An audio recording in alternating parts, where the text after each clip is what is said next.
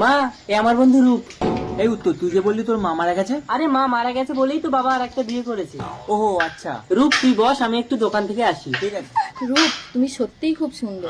Thank you. একটু আমার বেডরুমে চলো না। মানে? আমার যৌবনের বাগানে ফুল ফুটেছে, কিন্তু মধু খাওয়ার মতন মৌমাছি পাচ্ছি না। হ্যালো বাবা, তুমি বাড়ি আসছো? কোথায় গেল এই রূপ?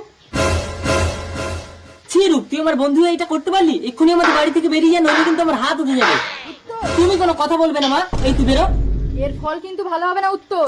হ্যাঁ, তোমার যা ইচ্ছে করে নাও। বেরো আমাদের বাড়ি থেকে। কি হয়েছে উত্তর?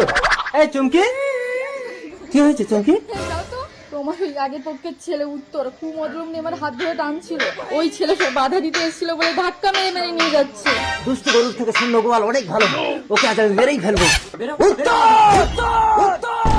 বাবা, আমার কথাটা শোনো। চুমকে, তোমার জন্য আমি আমার মা মরা ছেলেটাকে আধমারা করে মেরেছি। ছি! তুমি তোমার স্বামীকে মেরে দিলে? শুধু তোমার জন্য। স্যার দেখুন, আমি জানতাম এরা আমার বাবাকে মেরে ফেলবে। এই, এ কাজ কে করেছে? স্যার আমি না, এই, ইউ আর আন্ডার অ্যারেস্ট।